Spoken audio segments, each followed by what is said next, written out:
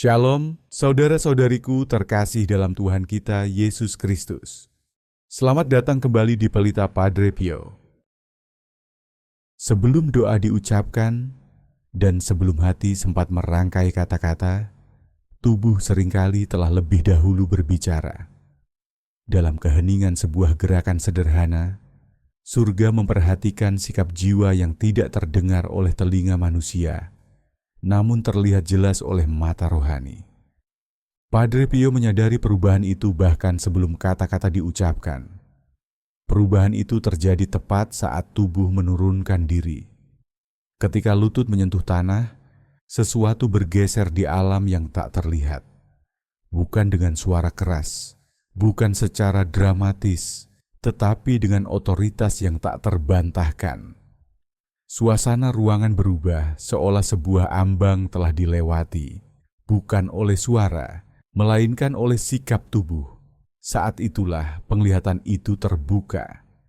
Padre Pio melihat doa-doa naik dari banyak jiwa sekaligus. Ada yang berdoa sambil berdiri, ada yang duduk, ada yang berjalan, teralihkan, terburu-buru, terpecah perhatiannya. Kata-kata mereka mencapai surga, tetapi bergerak lambat dan tidak merata, seperti asap yang ditiup angin. Lalu ia melihat sebuah jiwa berlutut. Saat lutut itu menyentuh tanah, doa itu berubah bobotnya. Doa itu tidak menjadi lebih panjang, tidak menjadi lebih indah bahasanya, tetapi doa itu menjadi berakar. Doa itu tidak lagi melayang ke atas. Ia terlebih dahulu menekan ke bawah, menancapkan dirinya dalam kebenaran sebelum naik. Padre Pio segera merasakan perbedaannya. Berlutut bukan tentang kerendahan hati sebagai sebuah gagasan. Berlutut adalah kerendahan hati yang diwujudkan dalam tubuh. Penglihatan itu semakin dalam. Padre Pio melihat bahwa ketika sebuah jiwa berlutut, tubuh mengakui sesuatu yang sering ditolak oleh mulut, seakan berkata, "Aku tidak cukup oleh diriku sendiri."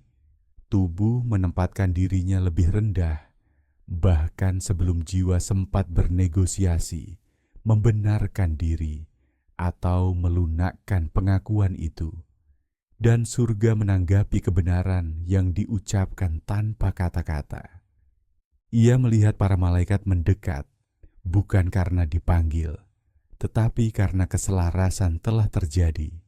Sikap lahiriah jiwa kini sesuai dengan kebutuhan batinnya. Tidak ada pertentangan antara apa yang dirasakan jiwa dan apa yang dinyatakan tubuh. Keselarasan ini penting. Padre Pio melihat bahwa berlutut meruntuhkan ilusi. Berdiri memberi jarak, duduk memberi kenyamanan, tetapi berlutut menghapus negosiasi. Ia menempatkan jiwa pada posisi di mana kendali dilepaskan secara fisik, bukan sekadar simbolis, dan penyerahan diri memiliki konsekuensi. Penglihatan itu kembali menajam. Padre Pio melihat sebuah jiwa yang berlutut, dipenuhi rasa bersalah, malu, kebingungan, dan ketakutan. Jiwa itu tidak merasa suci, tidak merasa layak, namun saat ia berlutut, beban yang dipikulnya bergeser. Bukan karena beban itu lenyap, tetapi karena jiwa itu tidak lagi mencoba memikulnya sendirian. Tanah menerima apa yang tidak mampu dilepaskan oleh kesombongan. Saat itulah Padre Pio memahami, berlutut tidak merendahkan jiwa. Berlutut merendahkan perlawanan. Ia melihat doa-doa yang diucapkan dalam posisi berlutut bergerak berbeda di alam tak terlihat. Doa-doa itu tidak terhalang oleh pertahanan batin, tidak bertabrakan dengan pembenaran diri. Doa-doa itu melewati jiwa dengan bersih, naik tanpa terbebani oleh perdebatan. Doa itu tidak lagi disaring oleh citra diri. Ia lahir dari kebutuhan. Padre Pio merasakan sesak di dadanya ketika surga menyingkap lapisan berikutnya. Berlutut memutus naluri ego untuk tetap tegak. Ia mengajarkan jiwa tanpa kata-kata. bahwa Tuhan bukanlah pihak yang berdiri sejajar dengan kita, melainkan pribadi yang kita hadapi dengan hormat. Ini bukan penghinaan, ini adalah orientasi. Jiwa yang berlutut mengingat kembali posisinya. Penglihatan itu meluas. Padre Pio melihat para musuh mundur, bukan secara dramatis, bukan dengan kemarahan, tetapi dengan kejengkelan. Berlutut mengganggu pengaruh mereka bukan karena dramatis, melainkan karena menghilangkan pijakan. Kesombongan tidak memiliki pegangan pada jiwa yang telah merendahkan diri. Tuduhan kehilangan kekuatannya ketika jiwa tidak lagi membela diri. Jiwa yang berlutut sulit dimanipulasi karena ia telah menyerahkan wilayahnya. Padre Pio melihat bahwa pencobaan seringkali menguat ketika doa dilakukan sambil tetap tegak. Jiwa berdebat, menawar, melawan. Tetapi berlutut memutus proses itu. Tubuh ditempatkan terlebih dahulu, dan jiwa harus mengikutinya. Jiwa tidak lagi berargumen. Ia mendengarkan. Kini Padre Pio melihat bobot sejarah dari sikap ini. Selama berabad-abad, berlutut menandai momen pertobatan, konsekrasi, dan adorasi. Bukan karena Tuhan menuntutnya, tetapi karena manusia membutuhkannya. Sikap ini melatih jiwa untuk menerima kenyataan tanpa protes. Penglihatan itu menjadi lebih hening, lebih intim. Padre Pio melihat bahwa berlutut bahkan mengubah waktu itu sendiri. Jiwa melambat, napas menjadi dalam, perhatian terkumpul, kebisingan yang mendominasi doa sambil berdiri mulai larut. Pikiran yang berlari dipaksa melewati keheningan. Jiwa menjadi hadir, dan kehadiran adalah tempat Tuhan berbicara. Padre Pio merasakan kesedihan yang sudah dikenalnya muncul kembali. Begitu banyak jiwa menghindari berlutut, bukan karena pemberontakan, melainkan karena ketidaknyamanan. Berlutut menyingkap kerentanan. Ia mengingatkan tubuh akan ketergantungan. Ia menanggalkan ilusi kendali yang begitu keras dipertahankan manusia.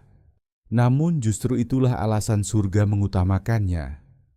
Penglihatan itu terhenti sejenak. Padre Pio merasakan bahwa surga hendak menyingkap apa yang dilakukan berlutut seiring waktu.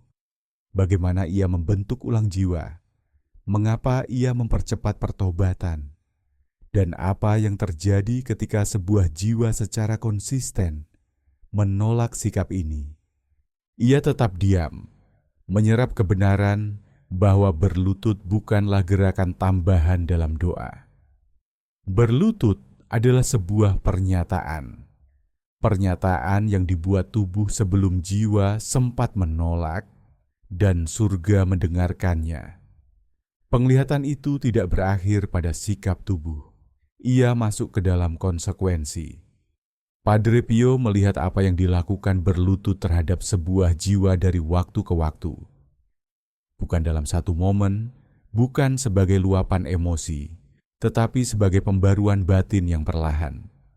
Surga menunjukkan kepadanya bahwa tubuh mengingat apa yang dilupakan oleh pikiran. Dan setiap kali lutut menyentuh tanah, sesuatu di dalam jiwa diam-diam dilatih kembali. Ia melihat sebuah jiwa yang berlutut setiap hari, tidak selalu dengan baik, tidak selalu penuh perhatian, kadang lelah, kadang teralihkan, kadang kering. Namun tubuh itu kembali ke posisi yang sama, berulang kali. Dan pengulangan itu penting. Setiap doa yang dilakukan sambil berlutut mengukir jalur halus di dalam jiwa, sebuah refleks penyerahan diri yang aktif secara otomatis saat ketakutan muncul, saat pencobaan menekan, saat kesombongan bangkit tanpa disadari. Jiwa belajar tanpa kata-kata bagaimana turun sebelum mencoba naik. Padre Pio langsung menangkap maknanya. Berlutut mengajarkan jiwa bagaimana jatuh dengan aman. Ketika kegagalan datang, jiwa ini tidak panik. Ia tidak cepat membenarkan diri. Ia tidak lari dari doa karena malu. Tubuhnya sudah mengetahui jalan untuk turun. Ia kembali ke tanah secara naluriah, dan jiwa mengikutinya. Rahmat menemuinya di sana. Penglihatan itu kembali meluas. Padre Pio melihat jiwa lain, jiwa yang berdoa dengan setia dan tulus, tetapi hampir tidak pernah berlutut. Doa dilakukan secara mental, verbal, penuh pemikiran, tetapi tubuh tetap tegak, otonom, tidak berubah.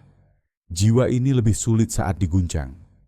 Ketika kesombongan muncul, ia bertahan lebih lama. Ketika kepahitan terbentuk, ia mengeras lebih cepat. Ketika rasa bersalah muncul, ia menghindari doa alih-alih memasukinya. Bukan karena jiwanya lebih buruk, tetapi karena ia tidak melatih dirinya untuk menyerah secara fisik. Padre Pio melihat bahwa berlutut memperpendek jarak antara kesadaran akan dosa dan pertobatan. Tubuh bergerak sebelum ego sempat mengganggu. Jiwa tidak lagi bernegosiasi dengan kebenaran. Ia tunduk kepadanya. Surga menghargai kecepatan ini. Penglihatan itu menekan lebih dalam.